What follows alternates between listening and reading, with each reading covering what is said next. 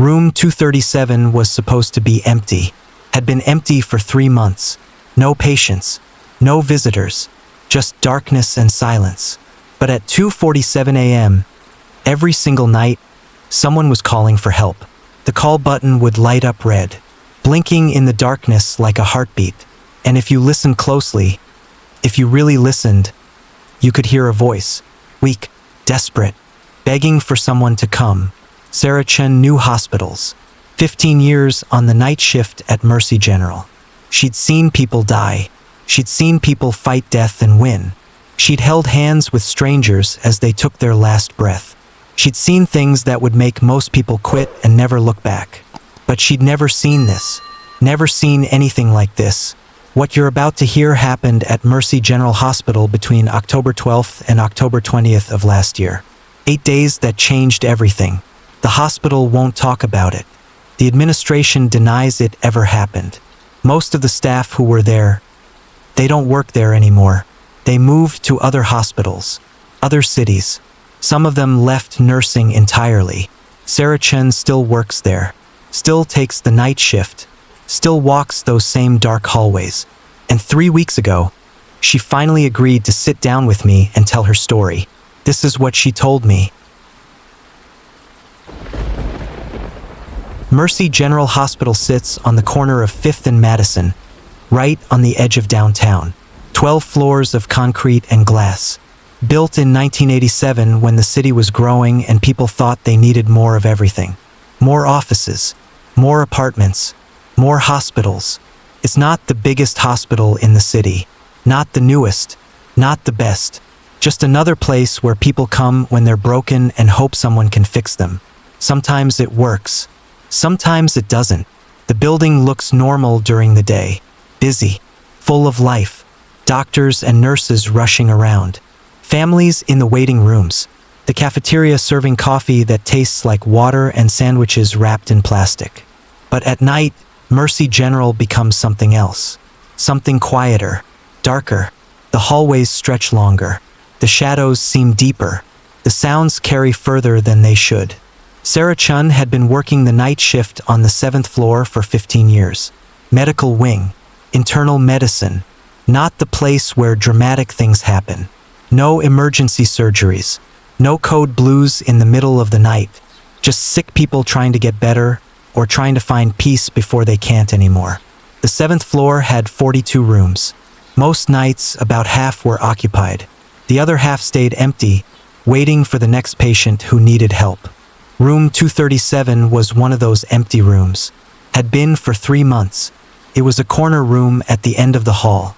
2 windows that looked out over the employee parking lot. Nothing special about it.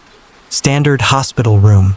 1 bed, 1 chair, 1 small bathroom, 1 TV mounted on the wall that only got basic channels. For most of its history, Room 237 was just like every other room in the hospital. Patients came. Patients left. Some got better. Some didn't. The room didn't care. Rooms don't have feelings. They don't have memories. They're just spaces between walls. At least that's what everyone thought. Until Margaret Williams died there. Margaret Williams was 73 years old when the paramedics brought her to Mercy General on July 10th. She'd fallen in her apartment, broken her hip. But that wasn't the real problem. The real problem was her heart. Margaret had lived alone for 30 years. Ever since her husband died in 1993. No children, no family nearby. A few neighbors who knew her name but not much else. She worked as a seamstress until arthritis made it too hard to hold the needle steady. After that, she mostly stayed inside. The apartment where she lived was small. 1 bedroom, 1 bathroom, a kitchen barely big enough for 1 person. But it was hers. She'd lived there since 1985, knew every crack in the ceiling, every squeak in the floorboards, every sound the building made when the wind blew hard.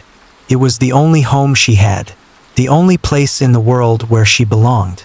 But 6 months before Margaret fell and broke her hip, the city decided her building was too old, too run down. They tore it down, all of it, turned it into a parking lot for the new shopping center across the street. Margaret had to move. The city helped her find a new place. Smaller, cheaper, in a part of town she didn't know, with neighbors she'd never met and sounds she didn't recognize. She hated it. Every day she hated it a little more. But she was 73 and alone and didn't have anywhere else to go. That's where she was living when she fell. In a place that never felt like home. In a place where she was just waiting to die. Margaret Williams spent 11 days in room 237. July 10th through July 21st. 11 days that started with hope and ended with something much darker. The first few days were routine. Surgery to fix her hip. Pain medication. Physical therapy. The doctors were optimistic. She was strong for her age. Healing well. They talked about discharging her by the end of the week. But Margaret's heart had other plans. It was tired. Worn out. Ready to quit. The surgery had been hard on her. The anesthesia. The stress. Her body was fighting battles it couldn't win anymore. Sarah Chen was working the night shift during Margaret's stay. She remembers Margaret clearly. A small woman with gray hair and hands that shook when she tried to hold her water cup. Polite, quiet, never complained about the pain or the food or the noise from the hallway. But Margaret had one question she asked every single night. The same question over and over. When can I go home? The first few nights, Sarah gave her the standard answer. When the doctor says you're ready. When you're feeling stronger. Soon. But as the days went on, Margaret's question changed. It became more urgent. More desperate.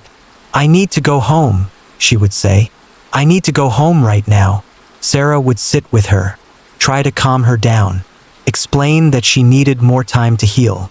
That going home too early could be dangerous. But Margaret wasn't talking about medical danger. She was talking about something else. Something deeper. You don't understand, she told Sarah on the night of July 18th. I can't remember where I put things. My photos. My husband's wedding ring. The quilt my mother made. I left them somewhere and I can't remember where. Sarah tried to reassure her. Told her that forgetting things was normal after surgery. That her memory would come back. That her belongings were safe. But Margaret just shook her head. It's all mixed up in my mind, she said. The old place and the new place. I keep thinking I'm still in the old apartment. But that's gone now. They tore it down. So where is everything? Where did it all go? That's when Sarah realized what was happening. Margaret wasn't just scared about leaving the hospital. She was scared about where she was going. The new apartment didn't feel like home. The old apartment was gone. She was caught between two places and neither one felt right. I don't know where I belong anymore, Margaret whispered. I don't know where home is. Sarah held her hand, told her it would be okay. That home was wherever she felt safe. That she would figure it out. But deep down, Sarah knew Margaret was right to be scared. Some people spend their whole lives looking for a place where they belong. And some people never find it. July 19th. Margaret's condition got worse. Her heart was struggling. The doctors adjusted her medication. Talked about more tests. Maybe another surgery. But Margaret had made up her mind about something. She called Sarah over to her bed around midnight. I want to tell you something, she said. About the apartment. The new one. Sarah sat down. Margaret's voice was weak, but her words were clear. I never unpacked, Margaret said. 3 months I lived there and I never unpacked. All my things were still in boxes. I kept thinking it was temporary, that I'd find somewhere better, somewhere that felt right. She paused, took a shaky breath. But I never did.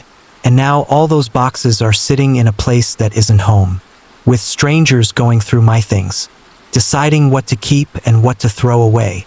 Sarah squeezed her hand. What would you like me to do? Margaret looked at her with eyes that were already starting to fade.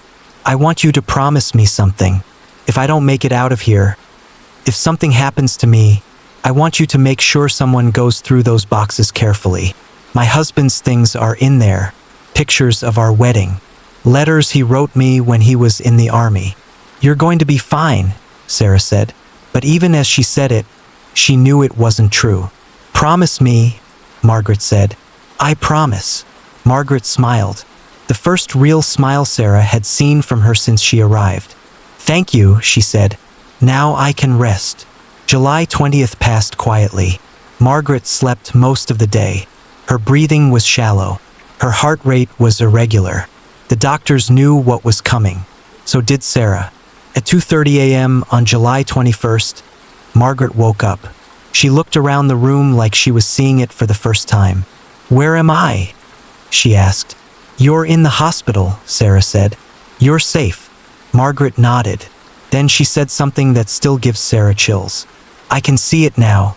The old apartment. Still there. Everything's still there. My husband's chair. The kitchen table where we ate breakfast every morning for 25 years. The bedroom where he died." She looked at Sarah with eyes that were suddenly clear and bright. "I think I know where home is now." At 2:47 a.m., Margaret Williams closed her eyes and stopped breathing. Heart failure. Peaceful. No pain. She died alone. Sarah was in the room, but Margaret was alone in the way that matters most. No family. No friends. No one who would carry her memory forward. The last thing she said, so quietly Sarah almost missed it, was, "I'm ready to go home now." And then she was gone. After Margaret died, room 237 should have gone back to normal. The body was removed. The room was cleaned. The bed was made with fresh sheets. Everything looked exactly like it had before Margaret arrived. But something was different. The cleaning staff noticed it first. Maria Santos had been cleaning rooms at Mercy General for 12 years. She knew how rooms were supposed to feel after a patient died. Sad, maybe. Empty. But normal. Just a room waiting for the next person who needed it. Room 237 didn't feel normal. Felt occupied. Like someone was still there. Watching. Waiting. The temperature was wrong. Always 10 degrees colder than the other rooms, even though the thermostat was set the same. The air felt thick. Heavy. Like breathing through water. Maria tried to clean the room 3 times. Each time, she had to leave before she was finished. The feeling of being watched was too strong. Too real. "Something's not right in there," she told her supervisor. "Maybe we should leave it empty for a while." The supervisor didn't believe in ghosts or spirits or anything like that. But he believed in Maria. She was a good worker. Reliable. Not the type to make up stories or cause problems. So he made a decision. Room 237 would stay empty until further notice. Administrative issues, he called it. Maintenance problems. Something that sounded official and boring and wouldn't make people ask questions. The room stayed locked for 3 months. July through September. No patients. No visitors. No one except the occasional maintenance worker who would go in, look around, and leave as quickly as possible. But empty doesn't mean quiet, and locked doesn't mean safe. Sarah Chen worked the night shift through all of this. She walked past room 237 dozens of times. Sometimes she would stop and look at the door. Remember Margaret. Wonder if she'd kept her promise about the boxes in the apartment. She had. Sarah spent her day off going through Margaret's belongings. Found the wedding photos, the letters from Margaret's husband, the quilt her mother had made. She donated most of the furniture, but kept the personal things. Put them in a storage unit and paid for a year in advance. Just in case someone came looking for them someday. No one ever did. Margaret Williams had no family. No friends close enough to care about her things. Her belongings sat in that storage unit like everything else she'd owned. Forgotten. Abandoned. Lost. But Margaret herself, Margaret wasn't ready to be forgotten. October 12th. 3 months after Margaret died. Sarah was doing her rounds when she heard something that made her stop walking. A soft chime from down the hall. Electronic. Familiar. The sound of a call light turning on. She looked up at the panel above the nurse's station. Room 237. Red light blinking. Sarah stared at the panel for a long moment. The room was supposed to be empty. Had been empty for months. Call lights don't turn themselves on. Someone has to press the button. Someone has to need help. She walked down the hall slowly. Her footsteps echoed off the walls. The fluorescent lights hummed overhead like insects. Everything else was dead silent. The closer she got to room 237, the colder the air became. By the time she reached the door, she could see her breath. Sarah pulled out her key card, swiped it. The lock clicked open with a sound that seemed too loud in the quiet hallway. She pushed the door open and stepped inside. The room was exactly as it should be. Empty bed with fresh sheets. Chair pushed against the wall. Bathroom door closed. Nothing out of place. But the call button was lying on the floor next to the bed. Like someone had been holding it and just dropped it. Like someone had pressed it and then let go. Sarah picked up the call button. It was warm. Body temperature warm. Like someone had been holding it for a long time. She put it back on the bedside table. Turned off the call light. Checked the room one more time. Nothing. Just empty space and cold air. She left the room. Locked the door. Walked back to the nurse's station. But she couldn't shake the feeling that someone had been watching her. Someone who needed help but couldn't ask for it properly. Someone who was trying to communicate the only way they knew how. Sarah wrote a note in the log. Room 237 call light malfunction. Maintenance notified. But she knew it wasn't a malfunction. She knew it was something else. Something that didn't belong in the daylight world of medical charts and shift reports and rational explanations. The next night it happened again. Same time. 2:47 a.m. Same room. Same warm call button on the floor. And the night after that. And the night after that. Sarah stopped writing reports. Stopped calling maintenance. Started walking past room 237 without looking at the call light panel. But she couldn't ignore what was happening.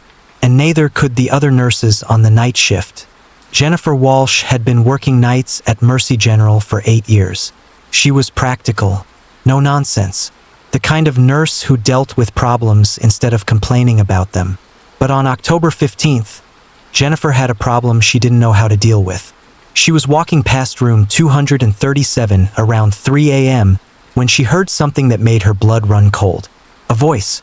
Weak. Barely a whisper. Nurse? Please. Jennifer stopped walking. Looked around the hallway. She was alone. The voice had come from inside room 237. She tried to convince herself she'd imagined it. Night shifts do things to your mind. Make you hear things that aren't there. See things that can't be real. But then she heard it again. Clearer this time. Help me. I can't find my way. Jennifer stood outside the door for 5 minutes. Heart pounding. Hands shaking. Every instinct telling her to walk away. To pretend she hadn't heard anything. But she was a nurse. And someone was asking for help. She used her key card. Opened the door. Stepped inside. The room was empty. But it was freezing cold. So cold she could see her breath like fog. Hello? She called out. Is someone here? Silence. Then so quiet she almost missed it. I've been waiting for so long. The voice was coming from the bed. But there was no one there. Just sheets and a pillow and empty space. Jennifer left the room. Fast. Didn't look back. Didn't write a report. Didn't tell anyone what happened. But word spreads fast among night shift nurses. Especially when it's something that doesn't make sense. Something that scares you in ways you can't explain. By October 18th, 3 other nurses had similar experiences. Always room 237. Always between 2:30 and 3 a.m. Always the same voice asking for help. David Kim, a nurse with 20 years of experience, heard the voice asking about going home. Where is home? It said. I can't remember where home is. Lisa Rodriguez heard crying. Soft, heartbroken, the sound of someone who'd given up hope. Marcus Thompson heard footsteps. Someone walking around the room, back and forth, like they were looking for something they'd lost. But every time someone opened the door, the room was empty, cold, waiting. The nurses started avoiding room 237. They would take longer routes to avoid walking past it. They would ask other staff to check that part of the hallway. They found excuses to be somewhere else when 2:47 a.m. rolled around. But Sarah Chen couldn't avoid it. Room 237 was part of her section, her responsibility, and something about the voice, something about the desperation in it, reminded her of Margaret Williams. Margaret, who died alone and scared. Margaret, who never found her way home. Margaret, who asked the same question every night. When can I go home? Sarah started to wonder if Margaret was still asking that question, still waiting for an answer, still hoping someone would help her find her way. Sarah couldn't sleep during her days off. She kept thinking about Margaret, about the voice in room 237, about the promise she'd made to a dying woman. She went back to the storage unit where she'd put Margaret's belongings, spent hours going through the boxes, looking for something, anything that might explain what was happening. In the bottom of the last box, she found Margaret's diary, a small notebook with a faded blue cover. Margaret had written in it every day for the last 5 years of her life. Sarah read the entries from Margaret's final months. The fear, the confusion, the desperate longing for something she couldn't name. June 15th. Tried to make the new apartment feel like home today. Hung up some pictures. Put out the quilt Mom made. But it still feels wrong. Like I'm a guest in someone else's house. July 2nd. Had a dream about the old apartment last night. Everything was still there. Tom's chair, the kitchen table, the bedroom where we ate breakfast every morning for 25 years. The bedroom where he died. July 8th. Fell today. Hip hurts bad. But I'm more scared of going to the hospital than I am of the pain. What if I die there? What if I never see home again? The last entry was dated July 9th, the day before Margaret was admitted to the hospital. I don't know where I belong anymore. The old home is gone. The new place doesn't want me. I feel like I'm floating between worlds. Like I'm already dead but don't know it yet. If something happens to me, I hope someone remembers that I was here, that I mattered, that I had a place in the world, even if it's gone now. Sarah closed the diary and sat in her car in the storage unit parking lot. She understood now. Margaret wasn't haunting room 237 because she was angry or vengeful. She was there because she was lost, confused, still looking for the home that had been taken away from her, still asking the same question she'd asked every night in the hospital. When can I go home? And Sarah was the only person who knew the answer. The only person who could help Margaret find peace. But helping meant going back to room 237. It meant facing whatever was in that cold, empty space. It meant risking her own sanity to help a dead woman find her way home.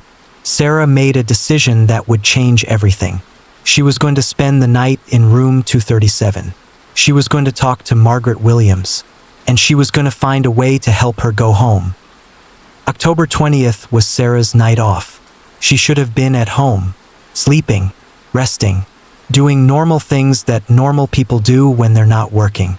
Instead, she was sitting in the parking lot of Mercy General at 11 p.m., staring up at the 7th floor, at the windows of room 237. She'd brought supplies, a thermos of coffee, a blanket, a small flashlight, Margaret's diary, and something else. Something she'd found in Margaret's belongings that she thought might be important. A photograph. Margaret and her husband on their wedding day, 1970. Both of them young and happy and full of hope for the future they were going to build together. Sarah used her employee key card to get into the hospital through the staff entrance. The night security guard waved at her. Nothing unusual about nurses coming in on their days off. People forgot things, had to check on patients, caught up on paperwork. She took the elevator to the 7th floor. The hallways were dimly lit, quiet. Most of the patients were sleeping. The night shift nurses were at their stations, reading charts or catching up on documentation. Sarah walked to room 237, used her key card. The door opened with a soft click. The room was freezing, colder than it had ever been, so cold that ice was forming on the windows. Sarah's breath came out in thick clouds. She set up a chair next to the bed, put her supplies on the bedside table, turned on the small flashlight and pointed it at the floor so it wouldn't be too bright. Then she sat down and waited. 11:30 p.m. Nothing. Midnight. Nothing. 12:30 a.m. Nothing. 1 a.m. Nothing. The cold was getting worse. Sarah pulled the blanket around her shoulders, but it didn't help. The cold was coming from inside the room, from something that didn't belong in the world of living people. 1:30 a.m. Sarah heard footsteps, soft, hesitant, someone walking around the room, but she couldn't see anyone. 2 a.m. The footsteps stopped. The room got even colder. Sarah could feel something watching her, something that had been waiting for a long time. 2:30 a.m. A voice, so quiet Sarah had to strain to hear it. "Nurse." Sarah's heart was pounding, but she kept her voice steady. "I'm here. I've been waiting for someone to help me. I know. I want to help you." Silence. Then, "I can't find my way home. I've been looking and looking, but everything's different now. Nothing's where it's supposed to be." Sarah looked at the bed. The sheets were moving slightly, like someone was lying under them. The pillow had an indentation, like a head was resting on it. "Margaret," she said. The movement stopped. The room got so quiet Sarah could hear her own heartbeat. "How do you know my name?" "I was your nurse. I took care of you when you were here before. In July." "July?" The voice was confused. "Lost. That was a long time ago. Or was it yesterday? I can't remember. Time feels different now." Sarah reached into her bag and pulled out the wedding photograph. She held it up so the light from her flashlight illuminated it. "Is this you? You and your husband?" A sharp intake of breath. Then, "Where did you find that? I've been looking everywhere for that picture. I thought it was lost. It was in your apartment, with your other things. I saved them for you." "My apartment?" The voice was getting stronger, more present. "Which apartment? The old one or the new one? I get confused. They tore down the old one, but I keep thinking I can go back there. I keep forgetting it's gone." Sarah felt tears running down her face. "The old apartment is gone, Margaret. But that doesn't mean home is gone. Home isn't just a place. It's wherever you felt loved, wherever you belonged. But Tom is gone too, and the apartment is gone. And I never felt like I belonged in the new place. So where is home now?" Sarah looked at the photograph, at the young couple full of hope and love, at Margaret's face, bright with joy and anticipation. "Home is wherever Tom is," she said. "He's been waiting for you. He's been waiting for you to stop looking for a place and start looking for him." The room got warmer, just a little, like someone had turned up the heat. "Tom." Margaret's voice was different now, hopeful. "Is Tom really waiting for me?" "Yes," Sarah said. "He's been waiting for you to let go of this place, to stop trying to find your way back to something that's gone, to move forward instead of backward. But I don't know how. I've been here so long, in this room, in this cold, empty space. I don't remember how to leave." Sarah stood up, walked to the bed. She couldn't see Margaret, but she could feel her presence. Small, fragile, scared. "Do you remember what you told me the night before you died? You said you could see the old apartment, that everything was still there. Your husband's chair, the kitchen table, the bedroom where he died." "Yes, I remember. That wasn't the past, Margaret. That was where Tom is now. That was him showing you the way home." The indentation in the pillow moved slightly, like someone was nodding. "Close your eyes," Sarah said. "Picture that apartment. Picture Tom sitting in his chair, waiting for you. Picture him getting up when he sees you. Picture him taking your hand and telling you he's missed you." "I can see it," Margaret whispered. "I can see him." "Then go to him. Let this place go. Let the fear go. Go home, Margaret." The room got warmer. The ice on the windows started to melt. The oppressive feeling of sadness and confusion began to lift. "Thank you," Margaret said. Her voice was fading, but it was peaceful now. Content. "Thank you for helping me remember." "You're welcome. Will you do something for me? Will you make sure other people know that sometimes when people die alone and scared, they get lost? They need someone to help them find their way home." "I'll remember," Sarah said. "Good. That's good." The room was almost warm now, normal temperature. The feeling of presence was fading. "Margaret," Sarah called out. No answer, just silence, peaceful silence. Sarah sat in the chair until sunrise. The room stayed warm. The oppressive feeling never came back. Whatever had been trapped in room 237 was gone now. Free. At 6 a.m., Sarah packed up her things and left. She walked past the nurse's station, where the day shift was arriving. No one asked her what she'd been doing there. No one seemed to notice anything unusual. The call light for room 237 never turned on again. Sarah thought that was the end of the story. Margaret was at peace. Room 237 was back to normal. The other nurses stopped avoiding that part of the hallway. Patients were assigned to the room again. Life went on. But 3 days later, Sarah discovered something that changed everything she thought she knew about what had happened. She was helping the day shift supervisor clean out old files from the storage room. Personnel records that were supposed to be digitized and archived.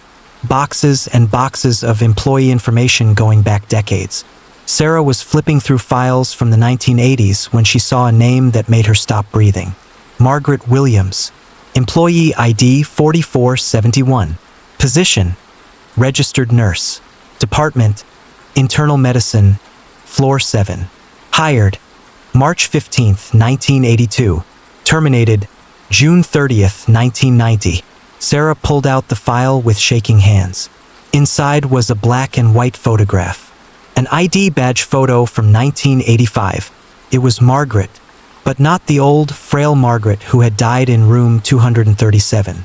This was a younger Margaret, maybe 45 years old, hair still dark, eyes bright and confident, wearing the same style of nurse uniform Sarah wore now.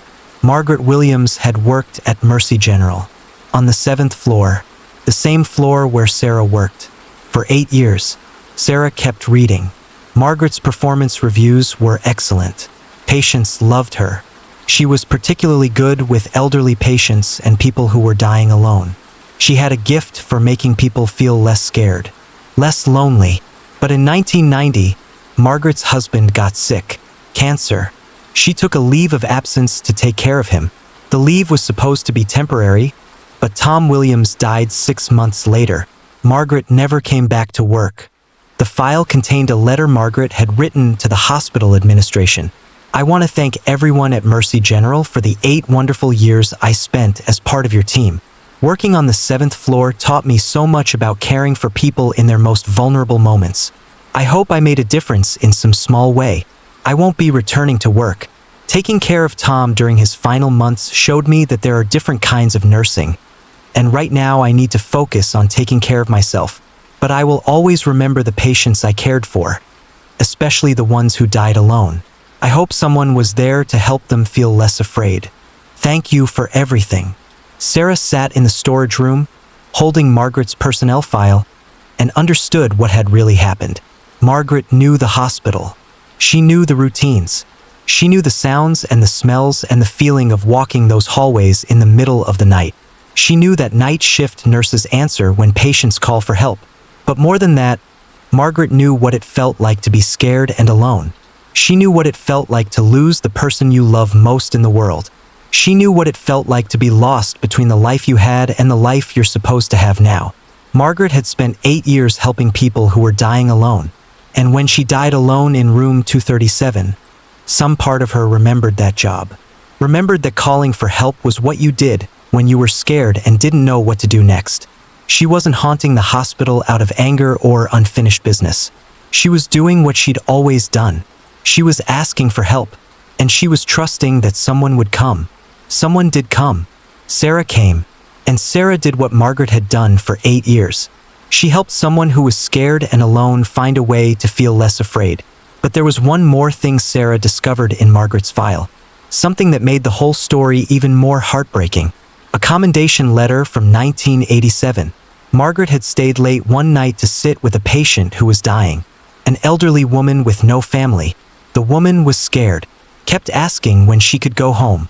Margaret held her hand and talked to her about home until she passed away peacefully. The letter praised Margaret for her compassion and dedication, for understanding that sometimes the most important thing a nurse can do is simply be present. Be there when someone is afraid.